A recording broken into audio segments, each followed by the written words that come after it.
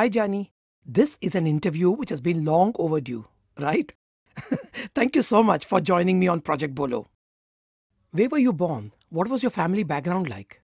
And I was born on 31st October 1955 in Mumbai. Largely a Mumbai-based family. Origins would be in Gujarat. We were from quite a prosperous background from the father's side as well as mother's side. And my father had a business, hardware shop, where he used to import hardware and machines from Germany.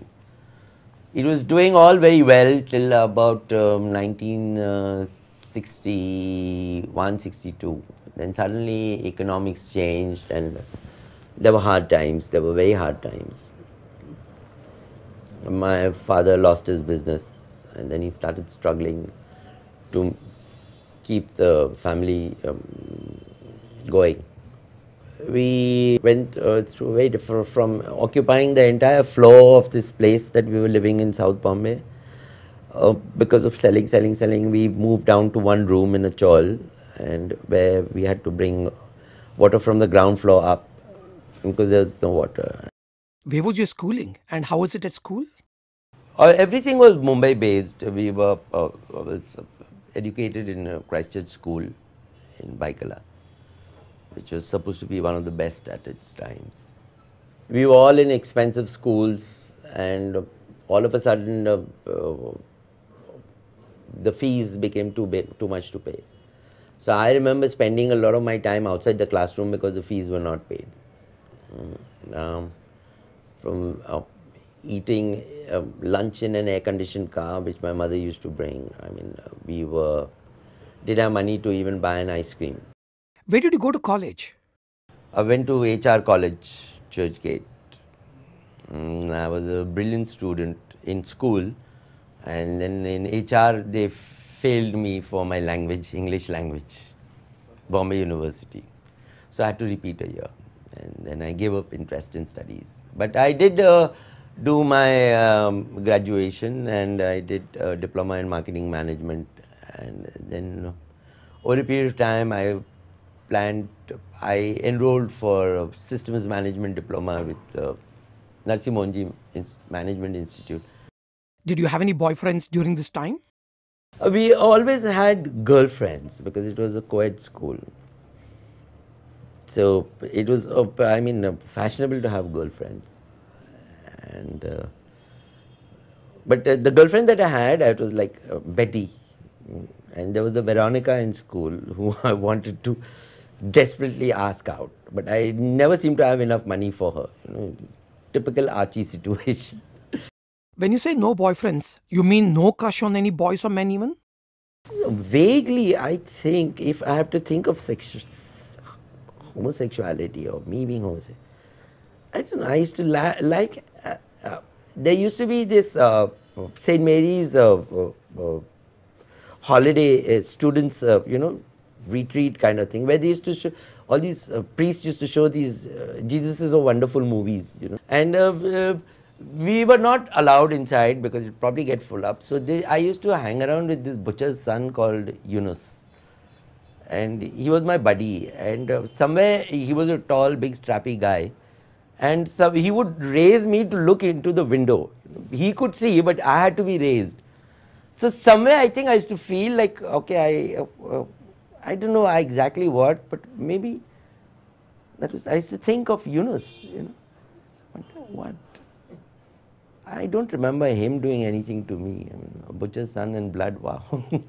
So as far as being aware of sex or sexuality, it was very heterosexual oriented. Maybe some nuances were coming in. I don't know about that. I would always be wanting to make friends with people who would play some instrument or, something with the body movement. Like a drummer would be like, I wanted to be friends. Now I suppose it was some sort of possibly a delayed response to attraction, male attraction. And in school, my heartthrobs, something that I used to feel like in the chest was for Shashi Kapoor in a movie called Hasina Maan Jayegi. What about college? Were you more aware of your sexual preference by now? Then I felt very affectionate for and he had the latest music, and I was a big music fan. I had gotten the flower power movement.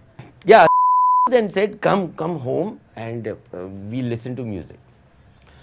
That was a very explicit gay overture I have faced in my life. Because you used to have LPs with double albums. So and I sat on the bed next to each other, like looking, reading. Okay, I think it was Creedence Clearwater Revival or one of these rock groups.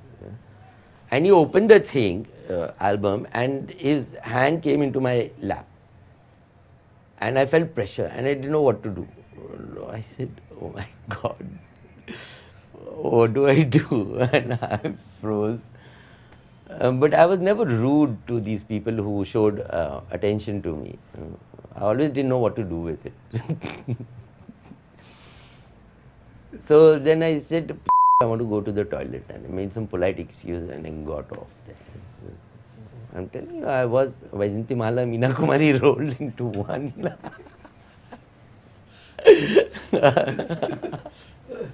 After college, where did you start working? My first job was for 150 rupees as an audit assistant.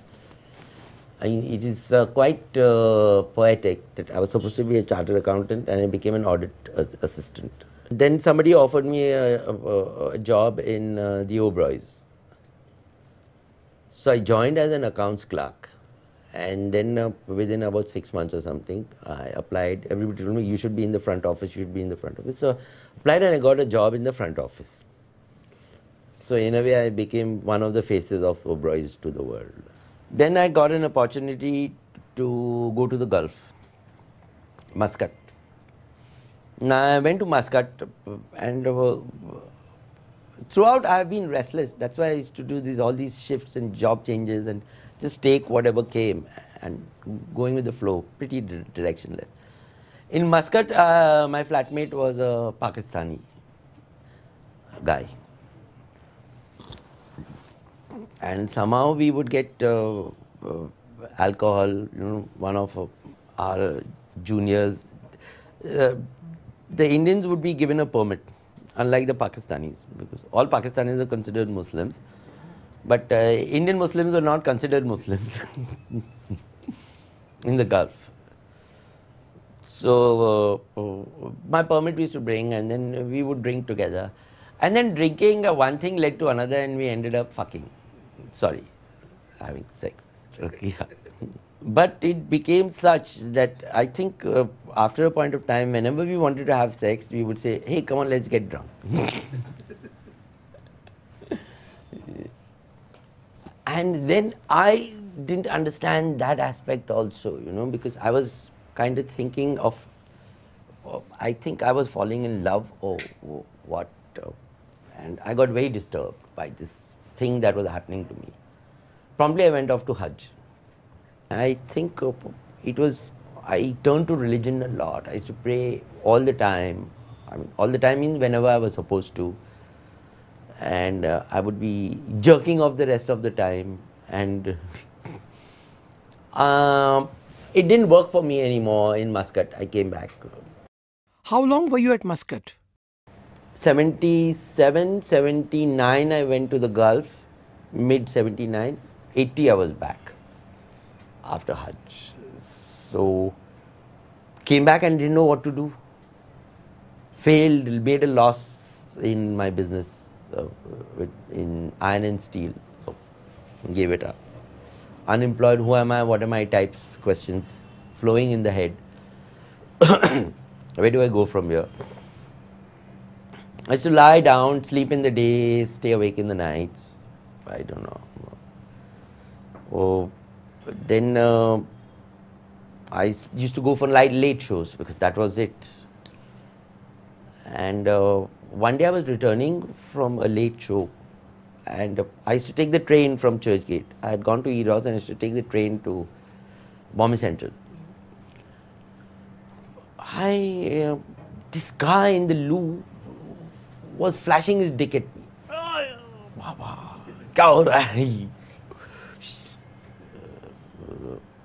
Looked at him and got paranoid. quickly peed and came out. And instead of going to the train station, I walked out. Because I don't know why I had this fear of, men and the sexual fear of men. I mean, and now that I see the pattern of me always wanting to get away from the situation. And he followed me. And there's the 123 ka bus stop behind which we sat. And then he started asking questions, etc., etc., etc. Then out of the blue, he says, I want to kiss you. That again, like, kiss. Okay, kiss. Kissed. I felt nice. So he said, made a date and met in his hostel room, had sex. I didn't even know this kind of sophisticated sex, I was taking cues from whatever that person did to me, I did that back to them. So,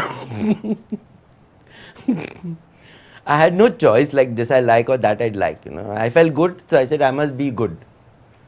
We had sex, and I think he just realized that, I was very new to or I was not even in the scene. But that I didn't know, but he suddenly started avoiding me, and I had fallen in love. Because that was the way I was used to translating. If you had good sex with somebody, it was love. Not like pants down, pants up, and bye-bye. And then I didn't know why he wouldn't take my calls, or he all of a sudden became very busy. From all the time available to all the time very busy. So one day I went to his college, and he said, what the fuck? And he was standing there, and he told me he's in a lecture. So then I was a little upset with him, and I said, I had read about cooperage in a Blitz, about all sorts of men coming there for, bandstand.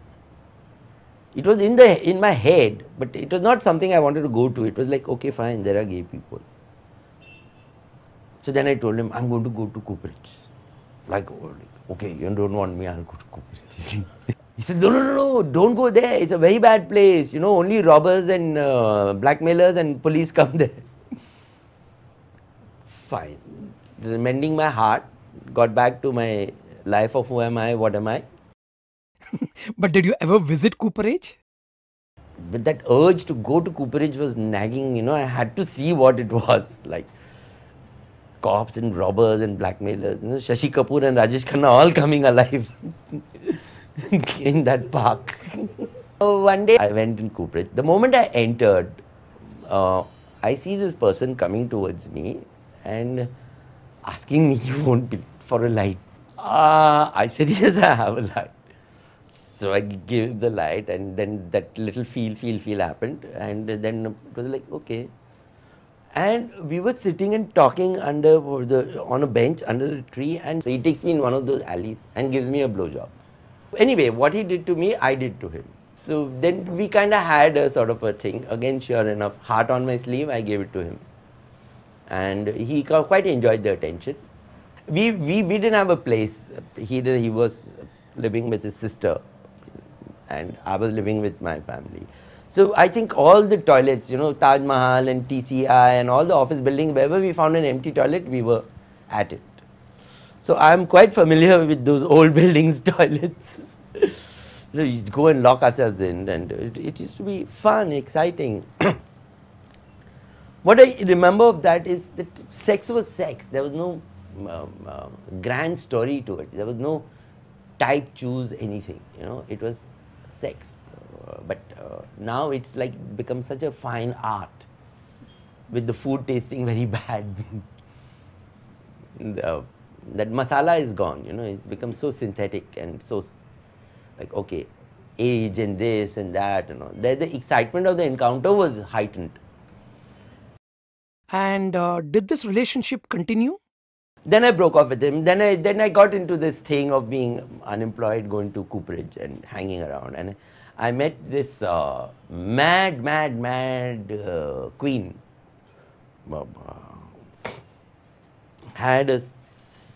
It was not an affair. By then I had stopped falling in love so easily, and it was more social. I got into the social aspect of sexuality. This would be somewhere in 81, and then I met the world. Then I saw all the drama and all off camera, on camera things, wonderful things happening. And this is a universe. And so again, I did what everybody else was doing. So even I took my clothes off and went into the room. And the dark room, so to say. And ended up meeting with somebody who is a very good friend of mine even now for the first time. I mean, the notion of friendship came. That it was not just sex. Jani, you said you were religious. Did you have any guilt or conflict about religion and homosexuality? I became a-religious, so to say. Na? I couldn't reconcile this with that. So I decided to let religion, because that in any case is around for a long time. Na? So I don't consider myself a Muslim. I'm not a practicing Muslim. I'm just a born Muslim. What was happening on the job front? In the meantime, in 1982, I got a job with Tata Electric Company. But that environment was becoming very stifling. On the one hand, this world had opened up, and which was a world which allowed me that I don't have to think heterosexual, patriarchal.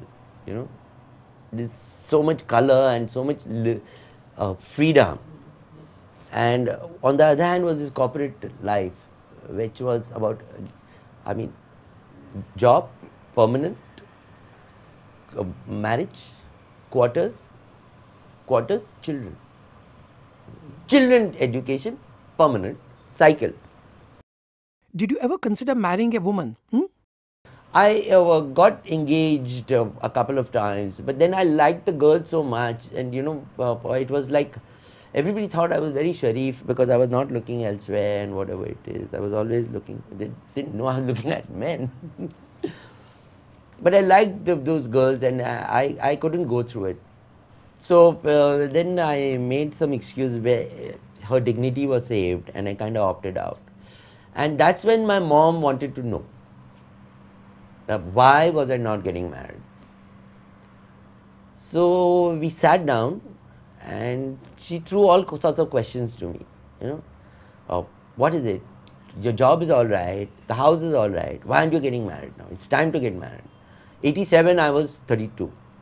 The girl was right from all angles, socially and family-wise and everything. So then I couldn't take it, and I said, Ma, for 1 second, would you believe me if I told you I'm gay? What was her reaction? Fortunately, my mother's been a very liberal, and from my mother's side, the family was very liberal. So I told her that, Ma, for 1 minute, would you believe it if I told you I was gay? And you know, she was, her reaction was, it surprised me, but it also frustrated me, because there was no breast beating, or there was no lamenting, or no like praying, getting up and straight away going to God and in front of some icon. And she said, yeah, but I mean, I have known many people before marriage, they are like this, but once they married, they are all right. And she gave me a few names of what she knew. And what did you say? Ma, but I mean, I know, I don't think about the women. She says, then go and see a counselor. I said, but do you think I'm sick? You think I behave sick?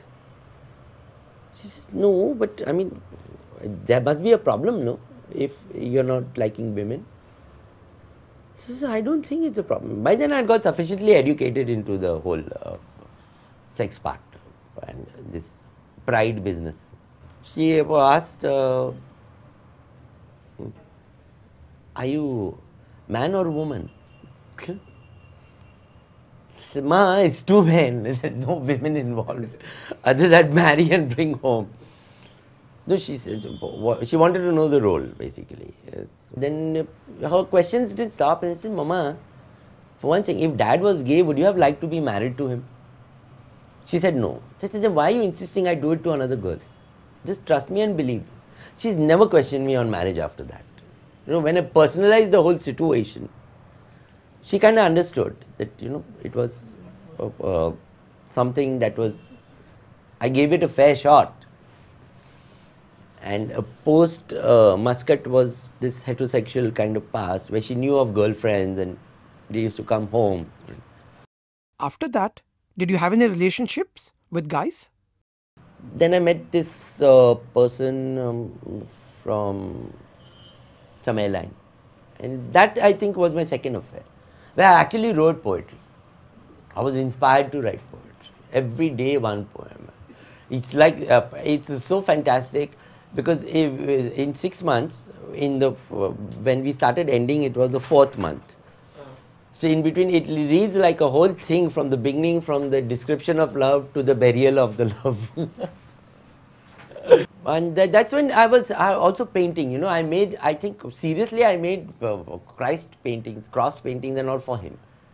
So in a way, he was my muse, so to say, to bring out this aspect of wanting that impetus to articulate in other media than words and touch.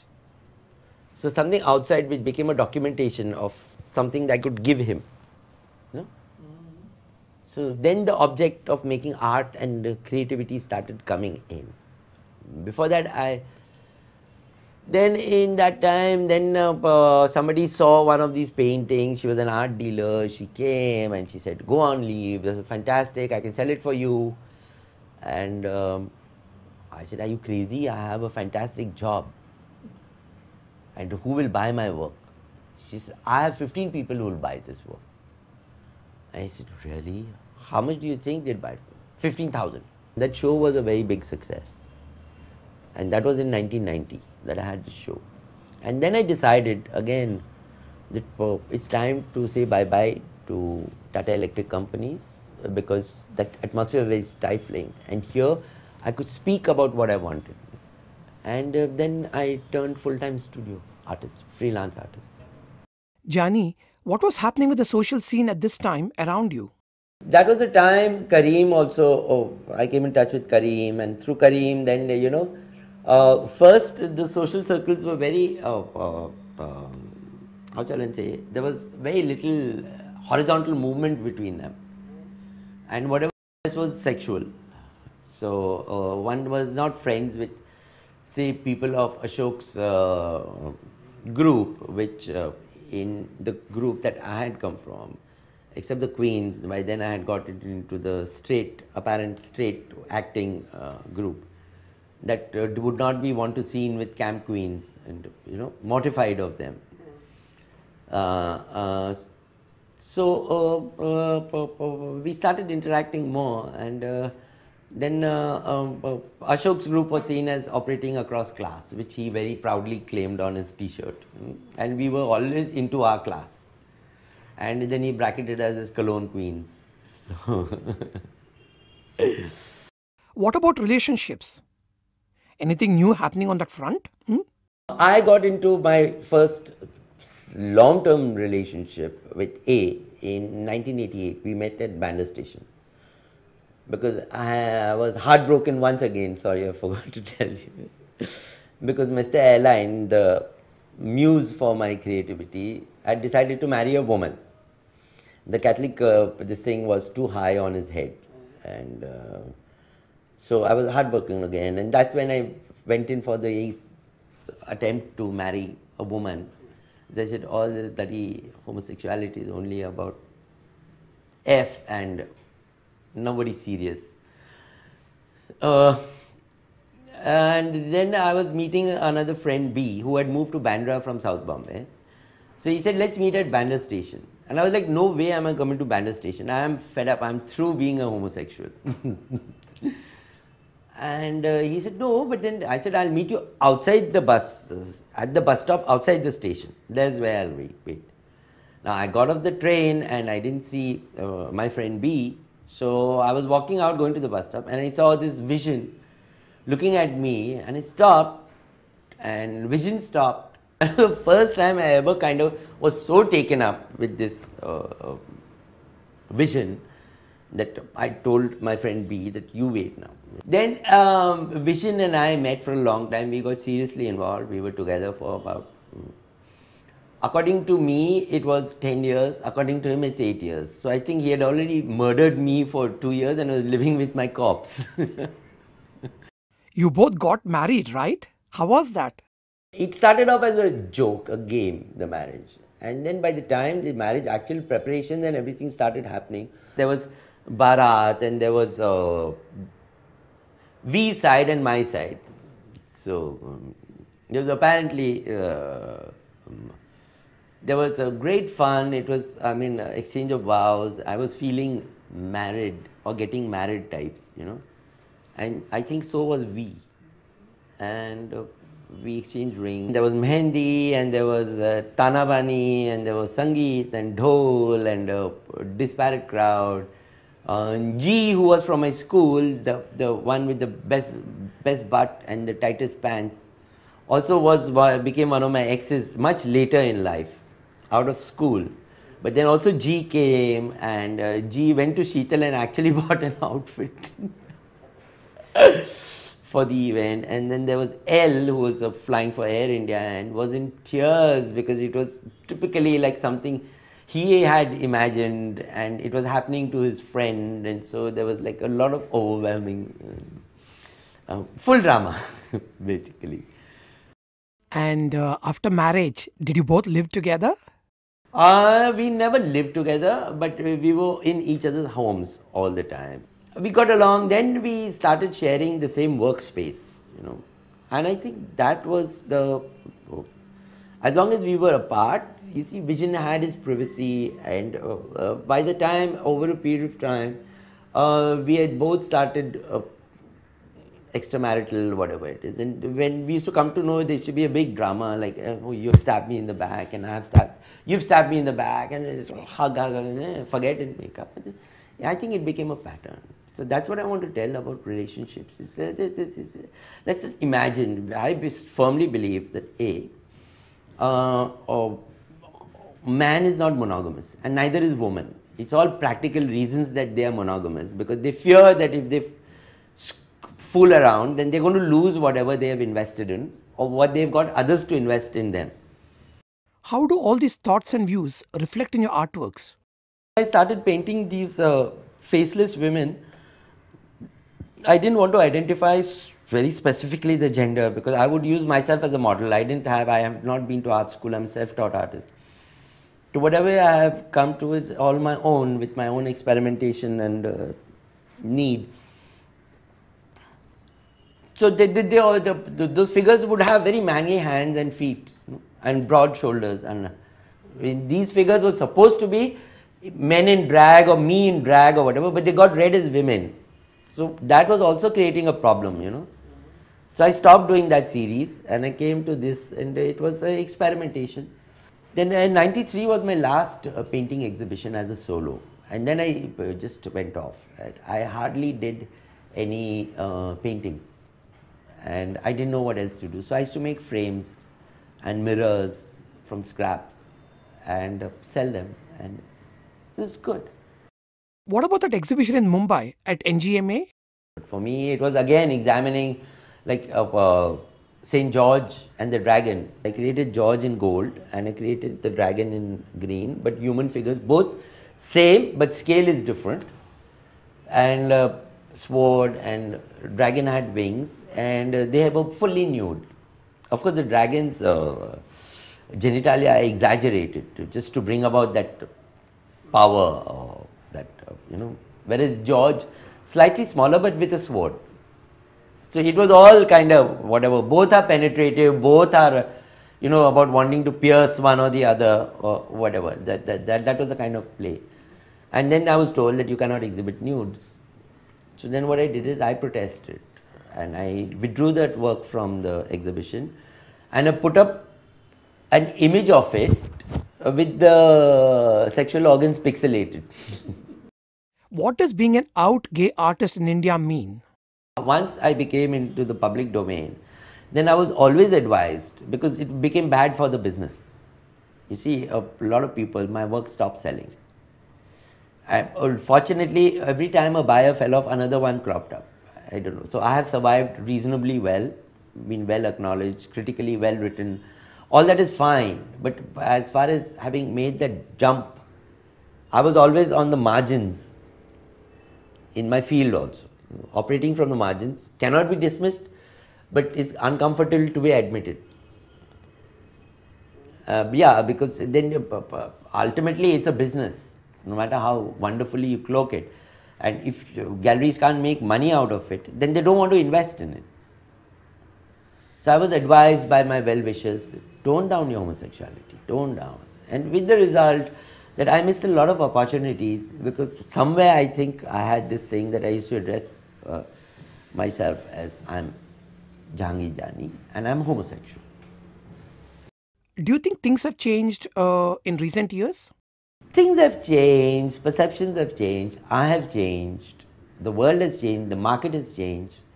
Media is so much. I'm talking of between, say, 2000, 1990 and 2000 to today. It's like, my God, we are in the most promiscuous generation of people and yet the most prudish. You know? Because all of a sudden we found it very convenient to have sex without telling others. You also have seen changes in yourself. You moved towards spirituality. How did that happen? Having done it all in the way that, in terms of relationships and in terms of challenging the world and being out there and whatever it is, I just didn't feel satisfied. My search was not complete. And I have been doing the physical yoga for about 15 years now. But it remained at my focus on it was to feel healthy and look good. Now, when really I started, these concerns of being worldly, in 2009 was actually when I took to intense meditation and practices, sadhana, so to say, by this school of yoga. And I find I'm much more detached. It's not that I've given up the world, I feel more alive and active. But without the nonsense and the baggage of the world existing in my head. For the first time I feel I'm existing in the world. So it's not, I can't say I've arrived or I have arrived, but I can see glimpses of not being a reaction to anything anymore. So that way my work is changing, my image is changing. I think the human figure is receding and will exit once, because really it's about accepting everybody's way of existing, and not feeling threatened. At the same time not being vulnerable to somebody else's opinions and judgments. Have you finally found an answer to your eternal question? Who am I? What am I? I don't need to now, because I am destructible and destroyable material. So the sooner I destroy this physical self, the earlier I get released into the energy space. See, we are combustible, we are matter in a form that is mobile, which we call life, and we put such a great value to it. Jani, what are your thoughts now about life? It's a journey, It's like how you get there, whether you get there at all or not, is not important. Ultimately, all your achievements, is not in the eyes of God, if you believe in God, or nature. Nature doesn't give a shit. She's busy trying to destroy everything that you're constructing. That's the nature. That's ultimately nature. Look at Japan, tsunami. Finish, one sweep. All Japanese pride, everything is in the water. So we are silly. I just find this whole thing because we are only showing off to each other. And we are wearing labels and brands and awards only given by each other. God has never come down and given me one. In fact, all He's done, if at all He is there, is given me a kick in the butt and pushed me forward. And I like it. Somewhere I like my butt being beaten, who knows. Jani, thanks so much for giving this interview before you retire to the ashram. This interview is a gem.